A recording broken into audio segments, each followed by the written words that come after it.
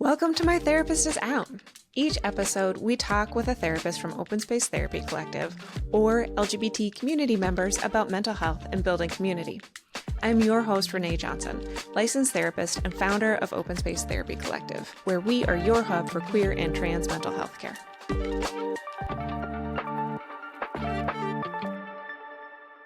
As we dive into today's topic, please keep in mind that this is a mental health podcast. We will talk about sensitive and difficult issues that are not appropriate for all audiences. Please take care while listening.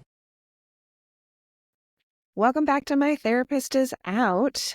This is episode 3 or minisode 3 in our holiday tips and tricks series. And we have our therapist Ernesto Martinez with us today. It's so good to see you. Good to see you too.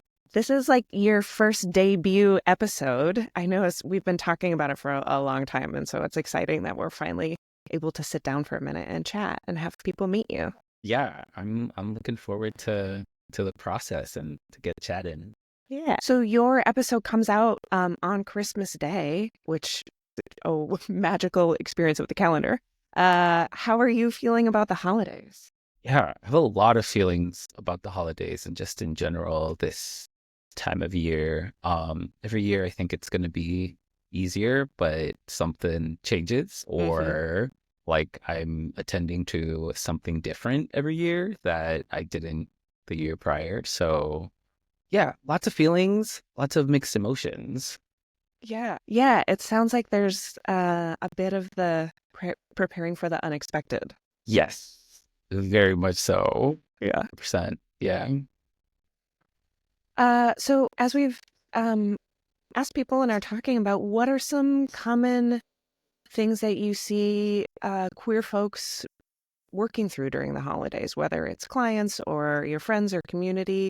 What are some common things that you tend to see? Yeah. I think just kind of writing off this last talking point around feelings, and you mentioned uncertainty. I think uncertainty is a big thing that pops up with some of my clients and even in my own life. I think one way that I try to frame what we might be talking about and kind of decrease any kind of mixed feelings around continuing to be in contact with family members that might be unsupportive, that I try to highlight that as LGBTQ people, we still have agency, we still have access to empowerment, and that can be choosing to stay in contact with unsupportive family members for many different reasons, including reasons that we're not clear on just yet and are working towards understanding. That's a really good point. Like there's been a lot of, especially with this election just happening, a lot of conversations around like, cut them out or keep them in, or these very definitive, you need to know how to handle this. And well, like more power to people who know where they're at with everybody. Like relationships with family members and people with varying degrees of different beliefs around some of this stuff is really nuanced.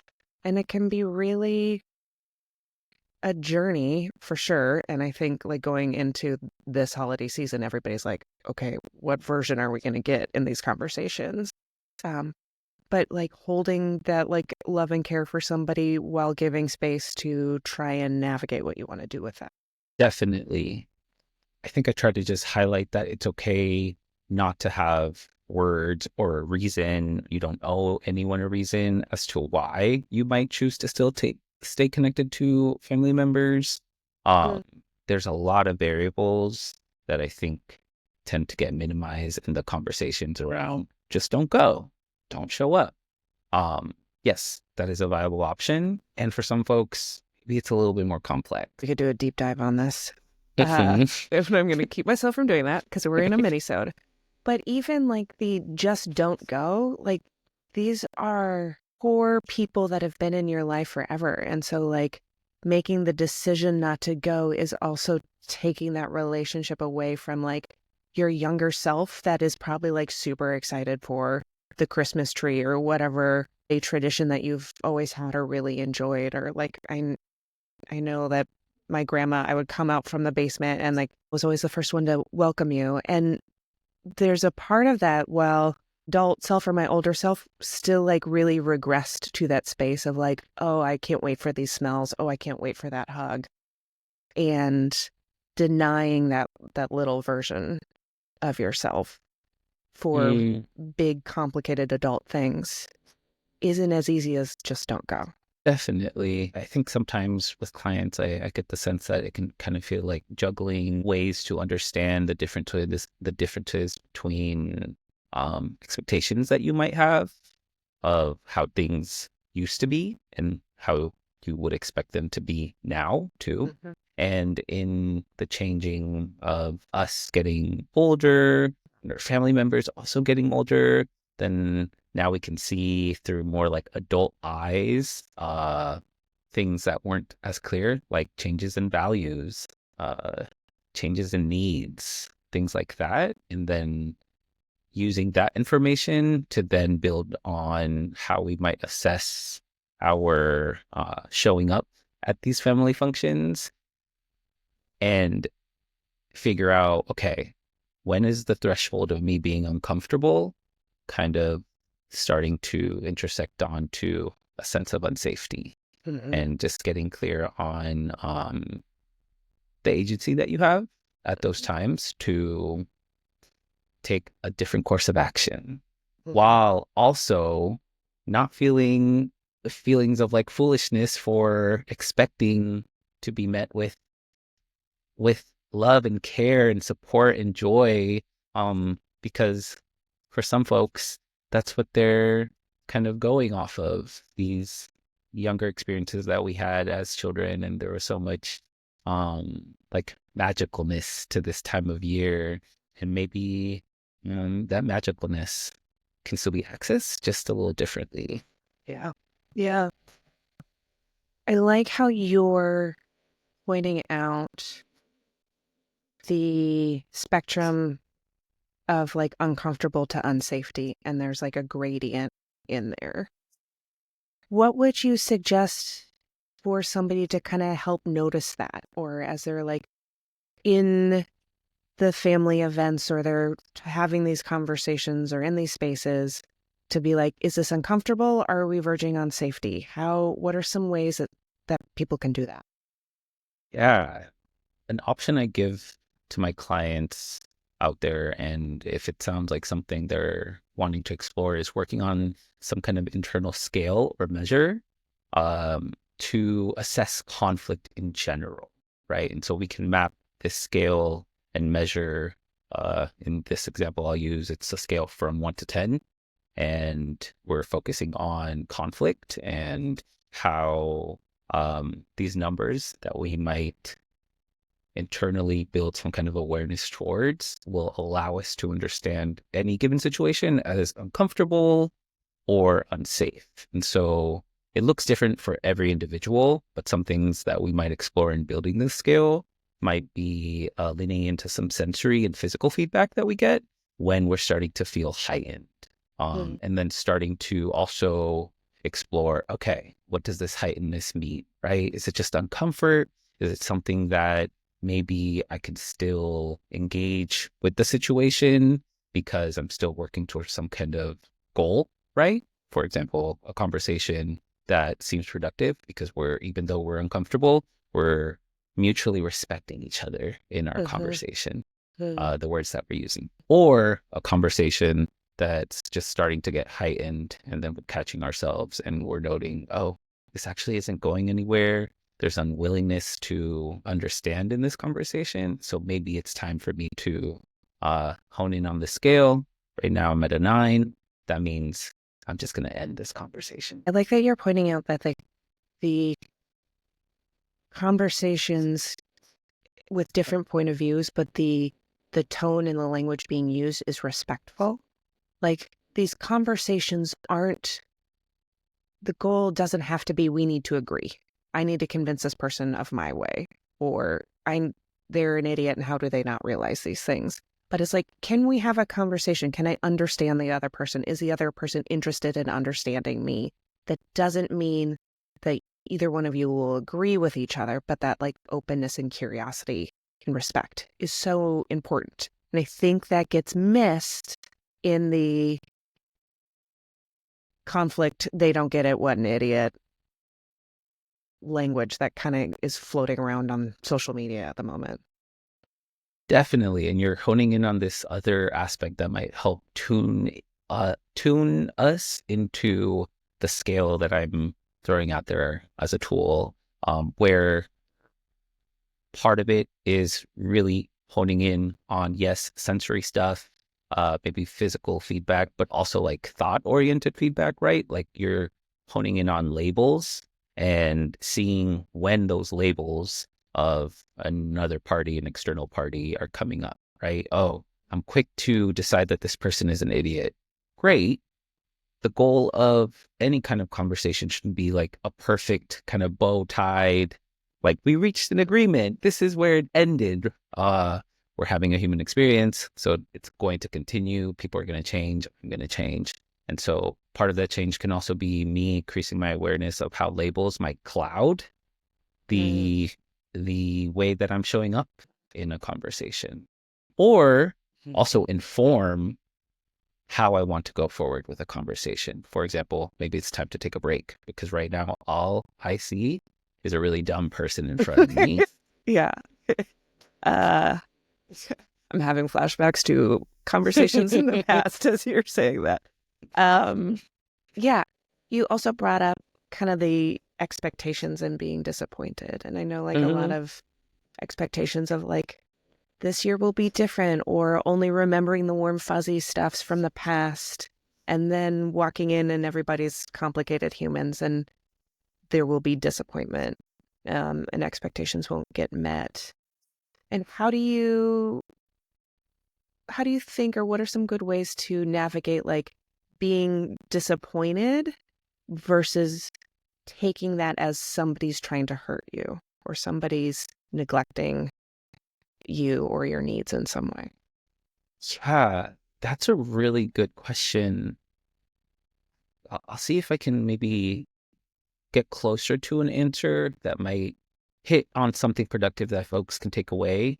And I'll do that by focusing in on just expectations in general. And I think this idea that expectations are things that are very static, but the way that I understand and sometimes share, if it's appropriate with clients, is let's get clear on what you mean when you talk about expectations, right? On my end, expectations are guidelines that allow us to get clear on how I'm assessing a situation, in alignment to what I want to get out of that situation. So, for example, I might expect that, my friend is going to show up at 1 p.m. for our coffee date, right? And they show up at 1:10 p.m.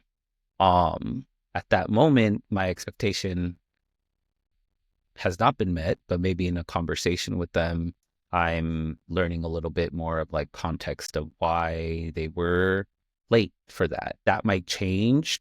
That might change an expectation that I have for them in the future. So this idea of an expectation can exist as kind of like a category and can also be changed based on context, based on information, also my own, not just the other person. And in that way, we are able to kind of navigate any kind of interpersonal relationship through this idea of like, okay, where are my expectations right now with this person? How am I informing those expectations? And is it reasonable to change them? What I'm trying to highlight is that expectations, the way that I understand them, they also go hand in hand with accessibility, like what you need to access something or what another person might need to access a conversation with you, right? And then being clear on like, okay, great. So how might I look at this expectation right now in this context? And is there room to change it based on what I need or what I want? Yeah, I really like that. And then like, there's a space in here where it's like, okay, let's take a beat and take 2 or 3 steps back and take in some more context and some more information of what might be happening then staying like really close to my expectation and the want that I had in this exact moment. Be like, there's a whole world of things and a whole other person that is involved in this. What else is happening? Yeah. Even with your Yeah. friend like showing up 10 minutes late, like if you learn they got in a car accident and got a flat tire, and then they jumped in an Uber to make sure that they got to coffee with you and were only 10 minutes late, like that would over exceed expectations. And that's just Mhm. like a little more information and a little more context if you give a few beats to get whatever that is. Definitely. Yeah. And maybe even mapping my example onto like a conversation and like expectations that you have surrounding um how a conversation might go with an unsupportive family member. Um it's getting a little bit clear on where those expectations are for you, showing up to the dinner, showing up to the hangout, the function, whatever. And then getting clear on like, can I shift the expectation, right? Like, is there a way that I was hoping to assess that we got something out of this conversation, right? That this was a meaningful outcome. Can I change what that outcome looks like? Right? Maybe the outcome that we expected and desired was to be fully affirmed. Okay. And grandma, she's not on that wavelength today, right? But I wonder if the expectation could be shifted as the outcome to just be listened to, right? Mhm. Maybe um it's not using something or some kind of new information that I'm sharing with them in real time, but maybe I should change my expectation towards, okay, this was meaningful because I was listened to and not interrupted. Really like that. What about ways to find joy and find some like queer affirmation as you're navigating all of this like complexity? Yes. So something I've been sharing with folks is this idea of a care sandwich. And so let's say you got a function that you're going to and you're like, oh, I don't know what to expect. I'm really uncertain about it.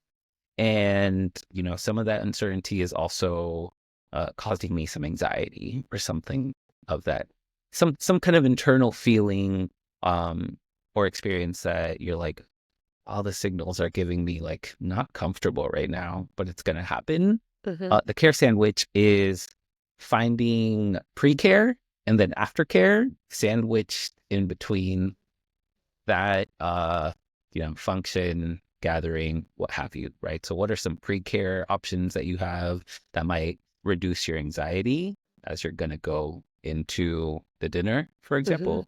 And then what is a pre-care or aftercare scheduled activity after the dinner? So it's the sandwich of care. Nice. I love that.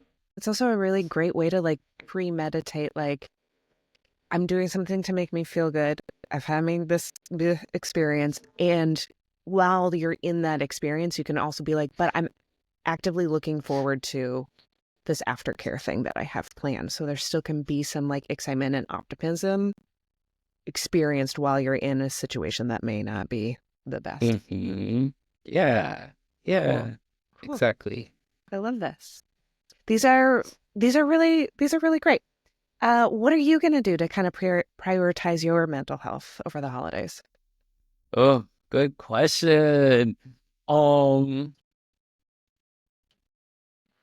I think I'm going to up some friend time. Chosen family is also family. And so kind of like looking at the lens of like, okay, family time, yes. But I also have chosen family. So maybe I want to up my time with them. And I'm still going to go to some dinners with my, biological family. But finding ways to either incorporate my chosen family in those dinners, thinking about plus ones to certain gatherings, or even scheduling something after where I can go hang out and end the night with some chosen family. Uh, after a dinner with my biological family. Nice. And that way I feel like I'm kind of like resourcing myself up to engaging on different levels, doing the things that are important to me, because it is important to me to a certain layer of my own self to engage with my biological family. And it's also brings me a lot of joy to engage with my chosen family. Nice. I love this. Cool. Well, thank you so much for joining us and talking about some of the ways to navigate family dynamics and scaling and care. I think these are really great, and people are really going to appreciate that. So thank you. Good. I'm glad. Yeah. So we've got one more mini-sode after this with Jenny, and then we'll be back to full episodes next month. And in the meantime, here is your queer moment of joy. My name is Crystal Whitaker. My pronouns are she, her, and I work for myself at Crystal Lily Creative. Tell me about a recent moment of queer joy. Okay, when this thought came into my mind, it's not recent, unless you're counting like queer years, right? It would be my first Pride with my partner. The morning of Pride, I woke her up with a bubble show. I turned on the bubble machine and had Pride flags and was playing Lady Gaga. What was the song? Edge of Glory. And we had a bubble dance party in the bedroom, and it was a lot of fun. Thanks for joining us. If you're in California and looking for a therapist, visit our website at openspacetherapycollective.com and book a free intro call with one of our therapists. If you're enjoying My Therapist Is Out, please rate, review, and follow us on Spotify, Apple Podcasts, and YouTube. My Therapist Is Out is an Open Space Therapy Collective podcast. We'd love to hear from you about today's topic, so email us at info@openspacetherapycollective.com. You can find us on TikTok and Instagram at Open Space Therapy Collective. Thanks for listening.